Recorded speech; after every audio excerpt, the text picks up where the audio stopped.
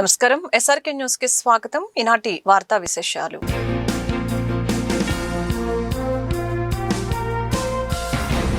Nagarampalem police station పరిధిలోని KVP కాలనీలో శుక్రవారం వెస్ట్ డీఎస్పీ అరవింద్ బాబు నేతృత్వంలో కర్డన్ సర్చ్ జరిగింది.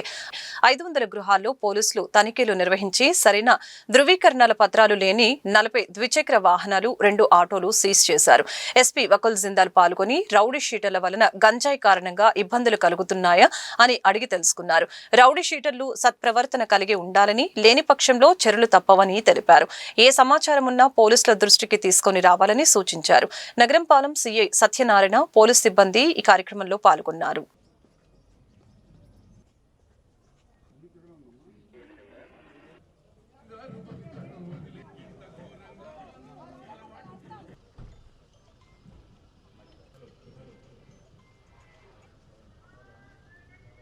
ఈరోజు గుంటూరు టౌన్లో కేవీపీ కాలనీ ఫస్ట్ లైన్లో గార్డెన్ అండ్ సర్చ్ ఆపరేషన్ నిర్వహించడం జరిగింది. ఆల్మోస్ట్ 500 హౌస్ హోల్డ్స్ చెక్ చేయడం జరిగింది. ఈ ఏరియాలో గంజాయి కొంతమంది ఉపయోగిస్తున్నారని మాకు ఇన్ఫర్మేషన్ ఉంది. దాని మీద ఇక్కడ వచ్చి ఈరోజు ఈ గార్డెన్ అండ్ సర్చ్ ఆపరేషన్ నిర్వహించాము. ఈ గార్డెన్ అండ్ సర్చ్ ఆపరేషన్లో మాకు 40 బైక్స్, ఏదైతే డాక్యుమెంటేషన్ లేని 40 బైక్స్ మేము సీజ్ చేయడం జరిగింది. అదేవిధంగా 2 ఆటోలు సీజ్ చేయడం జరిగింది. ఆ బైక్స్, ఆటోస్ ఎవరివి, అది ఎక్కడి నుంచి వచ్చాయి, దొంగతనం బైక్సా లేకపోతే డాక్యుమెంటేషన్ చెక్ చేసి ఓనర్స్కి రిలీజ్ చేయడం జరుగుతుంది. అదేవిధంగా ఇక్కడ రౌడీ షీటర్స్ కూడా కొంతమంది ఉంటున్నారు, వాళ్ళని కూడా చెకింగ్ చేయడం జరిగింది. సో రౌడీ షీటర్స్ ప్రవర్తన ఎలా ఉంది, వాళ్ళు బాగానే ఉంటున్నారా లేకపోతే ఏమైనా ప్రాబ్లం క్రియేట్ చేస్తున్నారా, అది కూడా ప్రజల నుంచి అడిగి తెలుసుకోవడం జరిగింది. ప్రజలకి అందరినీ గ్యాదర్ చేసి మీటింగ్ కూడా పెట్టడం జరిగింది. గంజాయి వల్ల, డ్రగ్స్ వల్ల జరుగుతున్న నష్టాలు ఏమున్నాయి, ఎలా భవిష్యత్తు నాశనం అవుతుంది అని దాని మీద అవగాహన కల్పించాము. గంజాయి మీద ఏమైనా ఇన్ఫర్మేషన్ ఉంటే, డ్రగ్స్ మీద ఎవరైనా కన్జ్యూమ్ చేస్తూ ఉంటే, అమ్ముతూ ఉంటే మాకు ఇన్ఫర్మేషన్ ఇవ్వమని మేము వాళ్ళకి రిక్వెస్ట్ చేయడం జరిగింది. వాళ్ళు కూడా బాగా కోఆపరేట్ చేశారు. అందరూ కూడా బాగానే ఉంటున్నారు. ఇక్కడ పెద్ద ప్రాబ్లం వాళ్ళకి ఏమైనా ప్రతిరోజు ఫేస్ చేస్తున్న ప్రాబ్లమ్స్ ఏమైనా ఉన్నాయని కూడా అడగడం జరిగింది. అది కూడా వాళ్ళతో మాట్లాడాము. సో ఈరోజు ఈ కేవీపీ కాలనీలో గార్డెన్ అండ్ సర్చ్ చేసి 40 బైక్స్, అదేవిధంగా 2 ఆటోలు మేము సీజ్ చేయడం జరిగింది. గుంటూరు కలెక్టర్ కార్యాలయంలో శుక్రవారం డీసీసీ డిఎల్ఆర్సీ సమీక్ష సమావేశం జరిగింది. కేంద్ర సహాయ మంత్రి పెమ్మసాని చంద్రశేఖర్ పాల్గొని సమీక్ష నిర్వహించారు. కొన్ని కార్పొరేట్ బ్యాంకుల పనితీరు ఆశించిన స్థాయిలో లేదని అసంతృప్తి వ్యక్తం చేశారు. అటువంటి బ్యాంకులకు 3 నెలల గడువు ఇచ్చి పరిస్థితి మెరుగుపడకుంటే చర్యలు తీసుకుంటామని హెచ్చరించారు. కౌలు రైతులకు గత ప్రభుత్వం 180 కోట్లకు గాను 30 కోట్ల రుణాలే ఇచ్చిందని, ప్రస్తుత ప్రభుత్వం 110 కోట్ల రుణాలు అందించినట్లు తెలిపారు. కౌలు రైతుల రుణ వసూలు సక్రమంగా జరగటం లేదని బ్యాంకర్లు తమ దృష్టికి తీసుకువచ్చినట్లు తెలిపారు. ప్రతి పథకం అర్హులైన ప్రతి ఒక్కరికి చేరేలా చర్యలు తీసుకుంటామని హామీ ఇచ్చారు. ఎమ్మెల్యే మాధవి తదితరులు ఈ కార్యక్రమంలో పాల్గొన్నారు. గుంటూరు పార్లమెంట్లో చాలా గవర్నమెంట్ స్కీమ్స్ ఉన్నాయి. రైతులకు కానీ, యువతకు కానీ, మహిళలకు కానీ ఎడ్యుకేషనల్ లోన్స్, కౌలు రైతులకు ఇచ్చేటువంటి లోన్స్, అదేవిధంగా బిజినెస్ చేసుకోవాలి అనుకునే వాళ్ళకి ఇచ్చేటువంటి లోన్స్, రకరకాల గవర్నమెంట్ స్కీమ్స్ ఉన్నాయి. ఈ గవర్నమెంట్ స్కీమ్స్ అన్నిటికీ కూడా ఒక టార్గెట్స్ ఉన్నాయి. ఆ టార్గెట్స్ని ఎంతవరకు ఇక్కడ ఉన్నటువంటి బ్యాంకర్స్ రీచ్ అవుతున్నారు ఒక ఇష్యూ. వాళ్ళు రీచ్ అవ్వకపోతే దానికి కారణాలు ఏంటి అంటే, అది బ్యాంకర్ సైడ్ నుంచి ప్రాబ్లం ఉందా, లేదా రైతుల నుంచి ప్రాబ్లం ఉందా, లేదా సిస్టంలో ప్రాబ్లం ఏమన్నా ఉందా, ఇది ఒకటి. అలాంటి ఇష్యూస్ ఏమైనా ఉంటే బ్యాంకర్ సమస్యలు తీసుకొని వాళ్ళకి ఏ విధంగా గవర్నమెంట్తో కోఆర్డినేట్ చేసి సెంటర్ కానీ స్టేట్లో మనం వాళ్ళ ఇష్యూస్ రిజాల్వ్ చేయటం. అదేవిధంగా రైతుల సైడ్ నుంచి లేకపోతే వాళ్ళ దగ్గర ఉండేటువంటి ఇష్యూస్ ఏమున్నాయి అంటే, వాళ్ళకి అవేర్నెస్ ఇష్యూ ఉందా, అక్కడక్కడ మిస్యూజ్ జరుగుతూ ఉందా, అన్నెసెసరీ పొలిటికల్ ఇంటర్ఫియరెన్స్ ఎక్కడన్నా ఉందా, అదొక యాంగిల్. దాంతోపాటుగా ఈ బ్యాంకుల్లో అన్క్లెయిమ్డ్ అమౌంట్ గుంటూరు ప్రాంతంలో దాదాపుగా 149 crores అన్క్లెయిమ్డ్ అమౌంట్ ఉంది. ఇందులో 120 కోట్లు వచ్చేటప్పటికి పబ్లిక్కి సంబంధించింది, మిగిలిన కొన్ని గవర్నమెంట్ ఇన్స్టిట్యూషన్స్ వేరే వాటికి.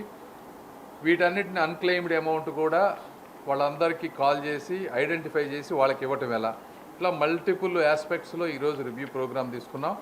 మొట్టమొదటిగా చెప్పదలుచుకుంది ఏంటంటే ఇక్కడ ఉన్నటువంటి లీడ్ బ్యాంకర్ గారు కానీ లేకపోతే బ్యాంకర్స్కి సంబంధించిన వాళ్ళు 3 months బ్యాక్ మనం ఒక రివ్యూ చేసినప్పుడు ఆ రోజు చెప్పాం ఏ బ్యాంక్స్ అయితే కరెక్ట్గా వర్క్ చేస్తున్నాయో వాళ్ళందరినీ అప్రిషియేట్ చేస్తాం, ఏ బ్యాంక్స్ అయితే పర్ఫార్మెన్స్ సరిగా లేదో వాళ్ళందరినీ కూడా ఐడెంటిఫై చేసి పబ్లిక్గా అవేర్నెస్ చేస్తామని చెప్పాం. ఇప్పుడు ఉన్నటువంటి పరిస్థితుల్లో ఇప్పటివరకు చూసినట్లో బ్రాడ్గా public sector banks, union bank of India, SBI అవి 2 కూడా అద్భుతంగా పనిచేస్తూ ఉన్నాయి. అన్ని మెట్రిక్స్లోనూ వాళ్ళు ఇదిగా ఉన్నారు. ప్రైవేట్ సెక్టర్ బ్యాంక్స్ అనుకున్నంతగా పర్ఫామ్ చేయటం లేదు. వాళ్ళకు ఇంకో 3 months టైం ఇచ్చాం. ఇండివిజువల్గా నేను వాళ్ళ పేర్లు చెప్పదలుచుకోలేదు కానీ బట్ ఓవరాల్గా ప్రైవేట్ సెక్టర్ బ్యాంక్స్ అనుకున్నంతగా అంటే ఎక్కువ వాళ్ళ హౌసింగ్ లోన్స్, ఆటో లోన్స్ గ్యారంటీగా ఏదైతే వాళ్ళకి డబ్బులు వస్తాయో వాటి వరకు పర్ఫామ్ చేస్తూ ఉన్నారు. కానీ ఓవరాల్ సిటిజన్ ఎంపవర్మెంట్ విషయంలో కరెక్ట్గా ప్రోయాక్టివ్ అప్రోచ్ లేదు. సో వాళ్ళందరికీ మనం ఇంకొకసారి రీఇటరేట్ చేసి నెక్స్ట్ 3 monthsలో కనుక పర్ఫార్మెన్స్ లేకపోతే డెఫినెట్గా మనం వర్క్ చేస్తామని చెప్పాం వాళ్ళ మీద. రాజకీయాలు కులమతాలకు అతీతంగా ప్రజల సంక్షేమం సమస్యల పరిష్కారానికి వంగవీటి మోహనరంగ కృషి చేశారని గుంటూరు తూర్పు ఎమ్మెల్యే నజీర్ తెలిపారు. రంగా వర్ధంతి సందర్భంగా నెహ్రూ నగర్ మెయిన్ రోడ్లోని రంగ విగ్రహానికి పార్టీ శ్రేణులతో కలిసి నజీర్ శుక్రవారం నివాళులర్పించారు. వంగవీటి పోరాట పటిమ నేటి తరానికి ఆదర్శమని చెప్పారు. ఐడీసీ చైర్మన్ డేగల ప్రభాకర్, డిప్యూటీ మేయర్ సజ్జీల, దాసరి రాజా మాస్టర్, బిట్రకుంట మల్లిక, వాణి తదితరులు పాల్గొన్నారు.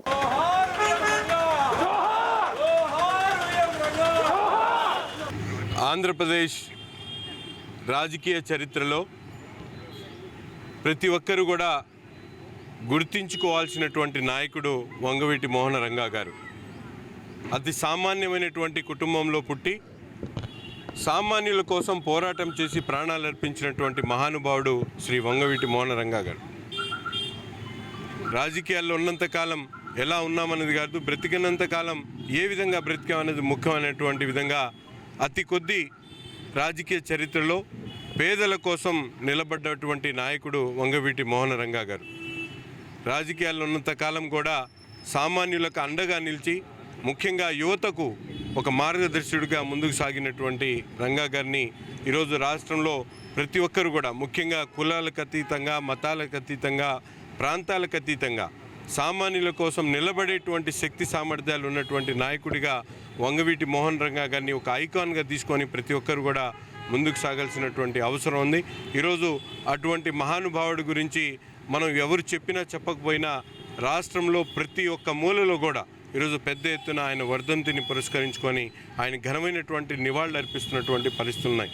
తప్పకుండా అటువంటి నాయకుడిని స్మరించుకుంటూ తప్పు భావితరాలకు ఒక మంచి సందేశాన్ని, ఎందుకంటే రాబోయేటటువంటి తరాలు తప్పకుండా ప్రజాసేవలో ఉండాలనేటువంటి ప్రతి ఒక్కడు కూడా అట్టడిగినటువంటి వర్గాలకు సేవలు అందించాలనేటువంటి దృక్పథంతో ముందుకు సాగాల్సినటువంటి అవసరాన్ని గుర్తించేటువంటి విధంగా మోహన్ రంగా గారిని స్మరించుకోవాల్సినటువంటి అవసరం ఉంది. ఈ రోజున నెహ్రూ నగర్లో ఈస్ట్ నియోజకవర్గంలో వంగవీటి మోహన్ రంగా వర్ధంతి సందర్భంగా ఈ రోజున ప్రతి ఒక్కరు కూడా రంగా గారంటే రాజకీయాల్లో ఆంధ్రప్రదేశ్ రాష్ట్రంలో ముఖ్యంగా ప్రతి ఒక్కరికి కూడా తెలిసిన వ్యక్తి. రంగా గారంటేనే ఒక అన్న చెప్పినట్టు వైబ్రేషను. ఈ రోజున బడుగు బలహీన వర్గాల కోసం పోరాడి చనిపోయేదాకా కూడా పేదల పెన్నిదిగా ఉన్నటువంటి రంగా గారిని ఈ రోజున మీ అందరం కూడా 37వ వర్ధంతి సందర్భంగా స్మరించుకోవటం. ఏదైనా కానీ రంగా గారంటే అత్యంత ప్రజాదరణ గల వ్యక్తి. ఈ రాష్ట్రంలో ఒక ఎమ్మెల్యేకి చేసినా కానీ ముఖ్యమంత్రి స్థాయి ప్రజాదరణ గల వ్యక్తి ఎవరైనా ఉన్నారంటే అది రంగా గారు. అటువంటి వ్యక్తి స్మరించుకోవటం ప్రతి ఒక్కరికి కూడా మరి ఇట్లాగా స్మరించుకొని భవిష్యత్ తరాలకు కూడా తెలియజేసే విధంగా ఉండాలని చెప్పేసి కోరుకుంటూ ఈ రోజున నెహ్రూ నగర్లో ఇంత పెద్ద ఎత్తున రంగా గారి అభిమానులు, అలాగనే నాయకులు, అలానే మన ఎమ్మెల్యే గారి ఆధ్వర్యంలో ఇటువంటి మంచి కార్యక్రమం చేసినందుకు అందరికి కూడా ధన్యవాదాలు తెలియజేస్తున్నాం. గుంటూరు తూర్పు నియోజకవర్గం నెహ్రూ నగర్లో స్వర్గీయ వంగవీటి మోహన్ రంగా గారి వర్ధంతి కార్యక్రమం చాలా ఘనంగా జరుగుతూ ఉంది. ఈ కార్యక్రమానికి ముఖ్య అతిథిగా విచ్చేసినటువంటి తూర్పు నియోజకవర్గ శాసనసభ్యులు సోదరులు నజీర్ అహ్మద్ గారు, ఐడీసీ చైర్మన్ డేగల ప్రభాకర్ గారు, స్థానిక కార్పొరేటరు, వివిధ పార్టీల నాయకులు, కూటమి నాయకులు అందరూ కూడా ఇక్కడికి హాజరయ్యారు. వంగవీటి మోహన రంగా అంటేనే ఒక వైబ్రేషన్. ఆనాటి రాజకీయాలు, నేటి రాజకీయాలు, రేపటి రాజకీయాలు ఎప్పుడు ఎలా రంగులు మారినప్పటికీ కూడా రంగా గారి ఆలోచన విధానం, ఆయన అనుసరించినటువంటి పద్ధతులు ఆచరణయోగ్యం, ఆమోదయోగ్యం. బడుగు బలహీన వర్గాల వారి అభ్యున్నతి కోసం రంగా గారు అనేక కార్యక్రమాలను తీసుకున్నటువంటి అంశాన్ని ఈరోజు చర్చించుకుంటూ ఉన్నారు. రంగా గారి ఆలోచన విధానాలని అనుసరిస్తూ బడుగు బలహీన వర్గాల వారికి మేలు చేసే విధంగా రాజకీయాల్లో ఉన్నటువంటి ప్రతి ఒక్కరూ ఆ పందాన్ని అనుసరించాలని, తద్వారా వంగవీటి మోహన్ రంగా గారి ఆత్మకు శాంతి చేకూరే విధంగా ఆయన వర్ధంతి సందర్భంగా నివాళులర్పిస్తున్నాం. ధన్యవాదాలు. మహాత్మా గాంధీ జాతీయ గ్రామీణ ఉపాధి హామీ పథకాన్ని బీజేపీ ప్రభుత్వం నీరు కార్చిందని మాజీ ఎమ్మెల్సీ కెఎస్ లక్ష్మణరావు తెలిపారు. బ్రాడీపేటలోని సిపిఎం కార్యాలయంలో శుక్రవారం ఉపాధి హామీ చట్టం పరిరక్షణ కోసం జరిగిన రౌండ్ టేబుల్ సమావేశంలో లక్ష్మణరావు మాట్లాడారు. గ్రామీణ నిరుపేదలకు ఈ పథకం ఎంతగానో ఉపయోగపడుతుందని చెప్పారు. ఇలా చేస్తే కేంద్ర రాష్ట్ర ప్రభుత్వాలు 60 నుంచి 40% వాటా భరించాల్సి ఉంటుందని అన్నారు. సిపిఎం నాయకులు పాసం రామారావు తదితరులు పాల్గొన్నారు. 2 దశాబ్దాల క్రితం మహాత్మా గాంధీ జాతీయ గ్రామీణ ఉపాధి హామీ పథకం అమల్లోకి వచ్చింది. దీనికోసం పార్లమెంట్లో చట్టం చేసి ఆనాడు వామపక్షాల మద్దతుతో ఉన్న యూపీఏ 1 ప్రభుత్వం ఈ చట్టాన్ని చేసింది. ఈ 2 దశాబ్దాల అనుభవాన్ని మనం చూస్తే పేదలకి, ముఖ్యంగా గ్రామీణ నిరుపేదలకి ఈ పథకం ఎంతో ఉపయోగపడింది. అనేక చోట్ల ఎసెట్స్ క్రియేషన్ కూడా జరిగింది. కానీ ఈరోజు కేంద్రంలో అధికారంలో ఉన్న నరేంద్ర మోడీ ప్రభుత్వం ఈ చట్టాన్ని నీరుగార్చాలని కొత్త చట్టం తీసుకొచ్చింది. జాతీయ గ్రామీణ ఉపాధి హామీ చట్టం స్థానంలో వికసిత్ భారత్ జీ రామ్జీ అనే చట్టాన్ని తీసుకొచ్చింది. ఒకటి, గాంధీ గారి పేరుని తీసేసి, గాంధీ గారు జాతి పిత, ఆయన జాతీయోద్యమ నాయకుడు, ఆయన పేరు తీసేసి. 2, ఈ లబ్ధిదారులను ఎంపిక చేసేటటువంటిది గతంలో గ్రామ పంచాయతీలకి, స్థానిక సంస్థలకు ఉండేది. ఇప్పుడు ఆ మొత్తం అధికారాన్ని తీసేసి కేంద్రం తీసేసుకో. 3వది, రాష్ట్రాలు ఇప్పుడు 60-40 భరించాలి. ఇంతకుముందు 90-10 మాత్రమే. అంటే ఉదాహరణకు ఆంధ్రప్రదేశ్ కనుక 3,000 కోట్లు శాంక్షన్ అయితే 1,200 కోట్లు రాష్ట్ర ప్రభుత్వం చేయాలి. రాష్ట్ర ప్రభుత్వాలు ఇప్పటికే సంక్షోభంలో ఉన్నాయి, నిధులు లేక. మొత్తం పథకం నీరు గారిపోయే పరిస్థితి ఏర్పడుతుంది. అందుకని ఈ కొత్త చట్టాన్ని మేము అందరం కూడా వ్యతిరేకిస్తూ ఉన్నాం. పాత చట్టాన్ని పునరుద్ధరించాలని డిమాండ్ చేస్తున్నాం. దీనికోసం ఇతర ప్రజా సంఘాలు, పార్టీలతో కలిసి పెద్ద ఎత్తున ఆందోళన చేయబోతాం. 2005లో ఆ రోజు ఉన్నటువంటి యూపీఏ ప్రభుత్వం, మన్మోహన్ సింగ్ నాయకత్వంలో ఉన్న యూపీఏ ప్రభుత్వం జాతీయ గ్రామీణ ఉపాధి హామీ చట్టాన్ని తెచ్చింది. వాళ్ళకేదో అప్పుడు ప్రజల మీద ప్రేమ ఉండి తీసుకురాల. 63 స్థానాలు ఆ రోజు వామపక్షాలకు ఉన్నాయి. వామపక్షాలు ప్రభుత్వంలో చేరమంటే మేము ప్రభుత్వంలో చేరాం. మేము పేదవాళ్ళకి కావాల్సినటువంటి కొన్ని డిమాండ్స్ మీ ముందు పెడతాం, వాటిని పరిష్కారం చేయండి అని చెప్పేసి అంటే వ్యవసాయ కార్మికులు ప్రతి సంవత్సరం 2 సార్లు 3 సార్లు వలసలు పోతున్నారు. సుదూర ప్రాంతాలకు వలసలు వెళ్తున్నారు. కాబట్టి ఆ వలసలు నివారించడం కోసం వాళ్ళు ఉన్నటువంటి ప్రాంతంలోనే పనులు చూపించండి. దానికోసం జాతీయ గ్రామీణ ఉపాధి హామీ చట్టాన్ని పెట్టారు. ఆ చట్టం ప్రకారం ప్రతి కుటుంబానికి 100 పని దినాలు చూపించడం, అదేవిధంగా 100 రూపాయలు వేతనం అని చెప్పేసి ఆ రోజు నిర్ణయించారు. అది ఈరోజు 100 పని దినాలు 240 రూపాయల వేతనంగా కేంద్ర ప్రభుత్వం నిర్ణయించింది. ఈరోజు కేంద్రంలో ఉన్నటువంటి బీజేపీ ప్రభుత్వం గతంలో 1,12,000 కోట్ల రూపాయలు దానికి బడ్జెట్ కేటాయిస్తే బీజేపీ వచ్చిన తర్వాత 86 కోట్ల రూపాయల్లోకి ఆ బడ్జెట్, 86,000 కోట్ల రూపాయలకి ఆ బడ్జెట్ అనేటువంటిది వచ్చింది. ఇప్పుడు వచ్చినటువంటి చట్టం ప్రకారం ఏంటి, కేంద్ర ప్రభుత్వం గతంలో 90%, 10% రాష్ట్ర ప్రభుత్వం నిధులు కేటాయించేవి జాతీయ గ్రామీణ ఉపాధికి. ఇప్పుడు 60% కేంద్ర ప్రభుత్వం, 40% రాష్ట్ర ప్రభుత్వం పెట్టుకోవాలి. అంటే ప్రతి సంవత్సరం మన రాష్ట్రం మీద ఎంత బడ్జెట్ పడుతుందంటే 4,259 కోట్ల రూపాయలు అదనంగా భారం పడుతూ ఉంది. అసలే లోటు బడ్జెట్లో ఉన్నటువంటిది ఇది భారాన్ని చాలా అన్యాయమైనటువంటి విషయం. అదేవిధంగా జాతీయ గ్రామీణ ఉపాధి హామీలో అధికారులకు మనం అర్జీ పెట్టుకున్నటువంటి 15 రోజుల్లో పని చూపించాలి. ఆ 15 రోజుల్లో పని చూపించకపోతే వాళ్ళకి వేతనంలో 2/3 వంతున వేతనంలో వాళ్ళకి నిరుద్యోగ భృతి ఇవ్వాలి. ఇప్పుడు నిరుద్యోగ భృతి కూడా కేంద్రానికి సంబంధం లేదు, రాష్ట్రాలే పెట్టుకోవాలట. ఈ రకంగా రాష్ట్రాల హక్కుల్ని కాలరాస్తూ ఉంది. గతంలో జాతీయ గ్రామీణ ఉపాధికి గాంధీ గారి పేరు పెట్టారు. ఇప్పుడు గాంధీ గారి పేరు తీసి జీవీజీ రామ్జీ, దాంట్లో కూడా రాముడి పేరుని తగిలించాల్సిన పరిస్థితి వచ్చింది. గాంధీ గారి మీద ద్వేషం వెళ్ళగొక్కుతూ ఉన్నటువంటి పరిస్థితి వచ్చింది. కాబట్టి ఈ జాతీయ గ్రామీణ ఉపాధి హామీ చట్టాన్ని ఎట్టి పరిస్థితుల్లోనూ పాత పద్ధతుల్లోనే ఉంచాలి. ఇది పట్టణాలకు కూడా వర్తింపజేయాలి. 200 పని దినాలు పెట్టాలి.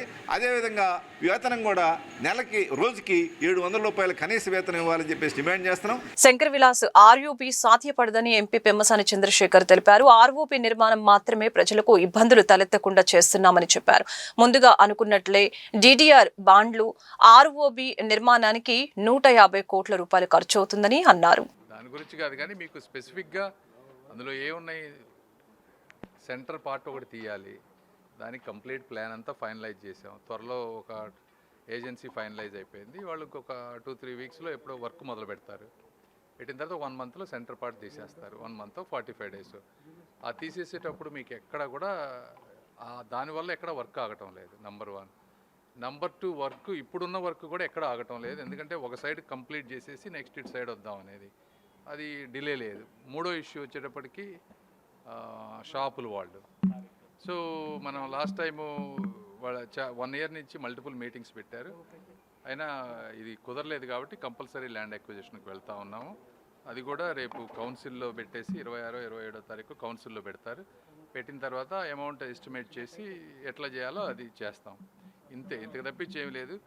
ఇంకా 2 వాళ్ళు జనరల్గా ఎప్పుడు చెప్పేయండి, ఒకటి లాంగ్ ఫ్లైఓవర్ కావాలంటారు. లాంగ్ ఫ్లైఓవర్ కుదరదు. అప్పుడేదో 160 కోట్లు అన్నారు, 160 కోట్లు అన్నారు. ఇప్పుడు 100 కోట్లు ఇది మనకు ఖర్చు అవుతుంది.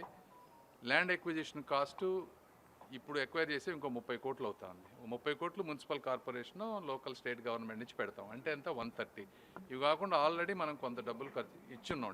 TDR బాండ్స్ అవి అప్రాక్సిమేట్ నాకు కరెక్ట్ దగ్గర ఇంకో 10-20 కోట్లు ఉంటుంది. అంటే టోటల్గా వచ్చేటప్పటికి 150 కోట్లు అవుతుంది. ఇది కూడా మీకు కాస్ట్. అలా అని చెప్పి మనం ఫ్లైఓవర్ అక్కడి నుంచి వాళ్ళే చాలా ఎక్కువ పెద్దదేయమంటారు. ఇప్పుడు ఈ షాపులు వాళ్ళే చాలా జీవనాధారం కోల్పోతున్నారని బాధపడుతున్నారు. ఇంకా ఎక్కువ చేస్తే ఏమవుతుంది, ఎక్కువ షాపులు పోతాయి. మన పర్పస్ ఏంటి, రైల్వే గేటును దాటి వెళ్ళటం అనేది ఇక్కడ మెయిన్ పర్పస్. కాబట్టి ఇంతకుముందున్న బ్రిడ్జ్ కంటే కూడా డబల్ చేస్తున్నాం మనం. సో ఆల్రెడీ డబల్ చేస్తున్నాం. మినిమం డ్యామేజ్ తోటి ఇబ్బంది లేకుండా చేస్తూ ఉన్నాం. ఇది ఇంకొకటి ఏంటి, మాకు ఆర్యూబీ కావాలంటారు. ఇంతకుముందు కూడా నేను చెప్పాను, ఇది 70 ఏళ్ల క్రితం కట్టినటువంటి బ్రిడ్జి. ఆర్యూబీ అక్కడ తీయలేము. తీస్తే ఇది కనుక పడితే చాలా ప్రాబ్లం అవుతుంది. ఎందుకంటే ట్రైను ఇప్పుడు ఆ సెంటర్లో బ్రిడ్జిని తీయటానికే 3 క్రేన్లు వాడుతున్నాం. 500 టన్స్ పెట్టేది ఒకటేమో 300 టన్స్, ఒక బ్యాకప్ క్రేన్. ఎందుకంటే ఆ బ్రిడ్జ్ కింద అంతా ఎలక్ట్రిక్ వైర్స్ ఉన్నాయి. అదేదన్నా ఎన్నో 120 ఎన్నో ట్రైన్స్ పోతాయని చెప్పారు, కరెక్ట్ నెంబర్ గుర్తులేదు. ఒక రోజుకి ఏమాత్రం తేడా జరిగినా కూడా కొన్ని వేల మందికి, లక్షల మందికి ప్రయాణం ఇబ్బంది అవుతుంది. కాబట్టి దాన్ని పర్ఫెక్ట్గా ప్లాన్ చేయాలి. గబక్కన మనం ఆర్యూబీ కట్టేసి ఏది పడితే చేసేస్తే అది అయ్యేటువంటి పరిస్థితి కాదు. కాబట్టి ఫస్ట్ ఆర్ఓబీ కడతా ఉన్నాం. వాళ్ళు అడిగిన ఆర్యూబీకి ఒరిజినల్గా ప్లాన్లో సింగిల్ పిల్లర్ తోటి మేము వెళ్ళేవాళ్ళం. సింగిల్ పిల్లర్ వెళ్తే నాకు ఇంకా 6 నెలల ముందు వర్క్ అయిపోయేది. ఇప్పుడు వాళ్ళు అడిగారని చెప్పి 4-5 సార్లు మాట్లాడి ఆర్యూబీ ప్రొవిజన్ ఉండే విధంగా యూ షేప్ తీసుకున్నాం మనం. పిల్లర్స్ వాళ్ళు చెప్పిందే, షాపులు వాళ్ళు చెప్పిందే పాటించి వాళ్ళకి కావాల్సిన విధంగా ఆర్యూబీ ప్రొవిజన్ ఇచ్చి మరి ఈ రీడిజైన్ చేసాం. చేసేటప్పటికి యూ షేప్ పిల్లర్స్ తోటి 2 సైడ్లు ఈ గుంతలు తీయటం, ఫౌండేషన్ వేయటం వర్క్ ఇంకా కొంచెం, లేకపోతే ఇంకా 1-1.5 ఇయర్లోనే మేము కంప్లీట్ చేయగలిగాం.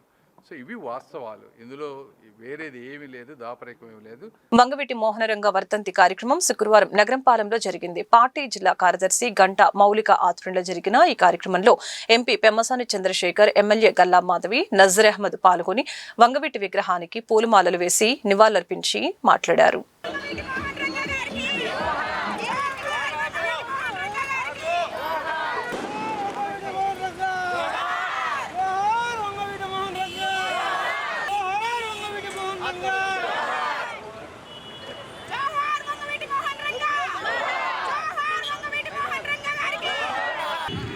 ఈరోజు ఆంధ్ర రాష్ట్ర రాజకీయ చరిత్రలో ఒక బలమైనటువంటి శక్తిగా, నాయకుడిగా ఉన్నటువంటి వంగవీటి మోహనరంగా గారి వర్ధంతి సందర్భంగా రాష్ట్ర వ్యాప్తంగా ఆయన అభిమానులు ఎంతో ఘనంగా ఈ కార్యక్రమాన్ని నిర్వహిస్తున్నటువంటి పరిస్థితులు ఉన్నాయి. ఎందుకంటే మోహన్ రంగ గారు కేవలం ఒక రాజకీయ నాయకుడే కాకుండా పేదల పాలిట పెన్నిదిగా, ఒక ధైర్యంతో, సాహసంతో పేదలకు అవసరమైనటువంటి కార్యక్రమాల మీద దృష్టి పెట్టి పోరాటం చేసినటువంటి మహానాయకుడు వంగవీటి మోహనరంగా గారు. ఆయన చనిపోయి దశాబ్దాలు జరుగుతున్నప్పుడు కూడా ఈరోజు కూడా చెక్కు చెదరిన అభిమానం రంగా గారి సొంతం.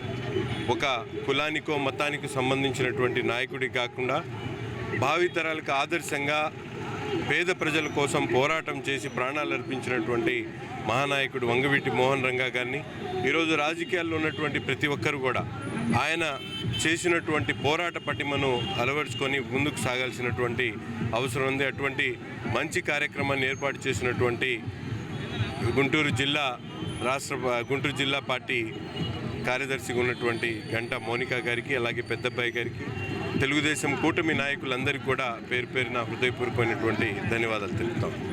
ముందుగా ఇక్కడికి విచ్చేసిన నాయకులకి, కార్యకర్తలకి, ప్రజలకి, ప్రతి ఒక్కరికి కూడా పేరు పేరున హృదయపూర్వక ధన్యవాదాలు. కుల మతాలకు అతీతంగా బలుగు బలహీన వర్గాలకి ఆశాజ్యోతిగా వాళ్ళ కోసం ఎంతగానో పోరాడిన మన వంగవీటి రంగా గారి 37వ వర్ధంతి సందర్భంగా ఈరోజు నగరంపాలెం మూడుబొమ్మల సెంటర్లో చాలా ఘనంగా ఆయన వర్ధంతి సంబరాలు అనేవి జరిగినాయి. ఆయన అన్నట్టు చెయ్యి కలుపు చేజారదు గెలుపు అని ఆయన చెప్పిన దారిలో నడుస్తూ ఇప్పుడు మన కూటమి ప్రభుత్వం ఘనంగా విజయం సాధించి అందరికీ ఆదర్శంగా ముందుకు వెళ్తూ ఉంది. సో ఇలాగే అందరం కలిసి ఒక్క మాటగా ఉండి ఆయన మాటని ఆదర్శంగా తీసుకొని మన రాష్ట్రం ప్రపంచవ్యాప్తంగా ప్రతి ఒక్కళ్ళు కూడా ఆదర్శంగా తీసుకునే రాష్ట్రంగా ఎదుగుతుంది అని మనస్ఫూర్తిగా నమ్ముతూ ఈరోజు ఇక్కడికి విచ్చేసిన ప్రతి ఒక్కరికి మరొకసారి పేరు పేరున ధన్యవాదాలు తెలుపుతున్నాను. ఈ వార్తలు ఇంతటితో సమాప్తం. మరొక బులెటిన్ మళ్ళీ కలుద్దాం. నమస్కారం.